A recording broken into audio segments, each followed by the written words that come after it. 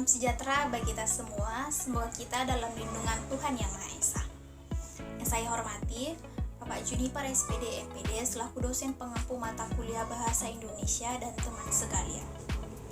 Perkenalkan, nama saya Delia Pusunggu dengan NPM 2401020020 dari Program Studi Pendidikan Bahasa Indonesia, Fakultas Keguruan dan Ilmu Pendidikan dari Universitas HKBP Nomensen Pematang Siantar. Di sini saya akan berpidato tentang bahasa Indonesia sebagai alat pemersatu bangsa, tantangan, peluang, dan harapan.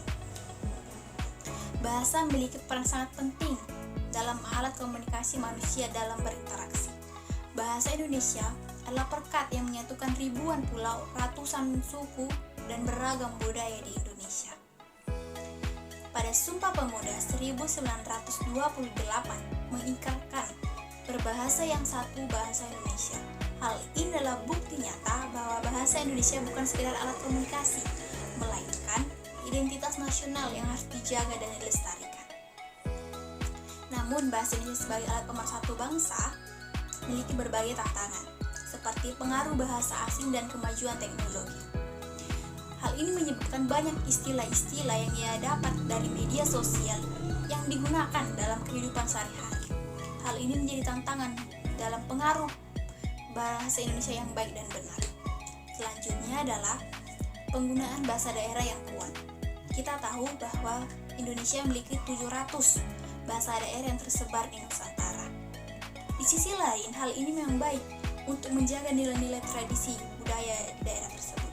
Namun di sisi lain, hal ini bisa menjadi tantangan jika penggunaan bahasa daerah yang kuat akan mempengaruhi bahasa Indonesia yang baik dan benar, baik dalam aksen maupun kosakata.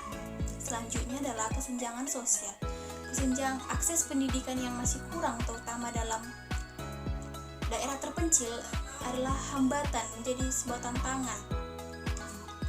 Jadi daerah tersebut akan kurang dalam pemahamannya dalam menggunakan bahasa Indonesia yang baik dan benar. Selanjutnya adalah kesadaran masyarakat yang kurang. Masyarakat yang masih kurang pemahamannya akan penggunaan bahasa Indonesia yang baik dan benar akan mempengaruhi kualitas bahasa tersebut. Jika masyarakat masih kurang termasuk dalam minat membaca, juga mempengaruhi bagaimana penggunaan bahasa Indonesianya dalam kehidupan sehari-hari. Selanjutnya adalah peluang yang bisa dimanfaatkan termasuk dalam kemajuan teknologi di zaman sekarang, seperti penggunaan internet dan media sosial. Seperti internet dapat digunakan untuk menyebarluaskan bahasa Indonesia yang baik, seperti menciptakan aplikasi dan platform di media digital yang berbasis bahasa Indonesia yang menarik minat generasi muda untuk dapat membaca dan menggunakannya dalam kehidupan sehari-harinya. Selanjutnya adalah potensi ekonomi kreatif.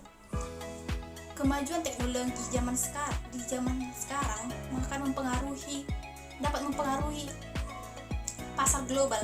Jika kita melakukan konten yang berbahasa Indonesia memiliki potensi lebih kuat dalam bersaing, mempromosikan produk budaya Indonesia di pasar global. Selanjutnya adalah peran generasi muda. Peran generasi muda sangat memiliki potensi yang besar untuk mengembangkan bahasa Indonesia yang lebih kreatif dan inovatif. Selanjutnya adalah harapan. Pemerintah dan seluruh aparatnya lebih menggunakan bahasa Indonesia ini baik dalam ruangan publik, seperti melakukan sosialisasi kepada masyarakat. Hal ini dapat dapat membuka pemahaman masyarakat akan penggunaan bahasa Indonesia yang baik dan benar. Selanjutnya juga pembelajaran bahasa Indonesia yang baik harus lebih ditekankan. Pembelajaran bahasa Indonesia yang baik itu harus terus diubah dengan perkembangan zaman sekarang agar menarik minat generasi muda. Seperti pembelajaran sekarang harus digunakan berbasis digital agar menarik minat generasi muda untuk menggunakan bahasa Indonesia baik dalam kehidupan sehari-hari. Selanjutnya adalah kesadaran masyarakat.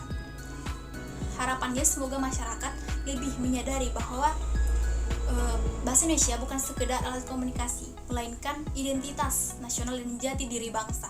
Jadi masyarakat harus lebih luas pemahamannya akan bahasa Indonesia yang baik dan benar. Untuk menutup pidato saya ini, saya mengambil kesimpulan bahwa bahasa Indonesia bukan sekedar alat komunikasi, melainkan yang akan mempersatukan kesatuan nasional di Indonesia ini. Tantangan yang tersebut dapat diatasi jika pemerintah, masyarakat, media, dan pendidikan dapat bekerja sama untuk terus mengembangkan bahasa Indonesia yang baik dan benar dan dapat digunakan oleh masyarakat. Mungkin ini sekian pidato yang bisa saya sampaikan. Jika ada penggunaan kata maupun pengucapan yang saya lontarkan kurang baik, mohon dimaafkan. Terima kasih atas perhatiannya. Semoga kita dalam lindungan Tuhan Yang Maha Esa.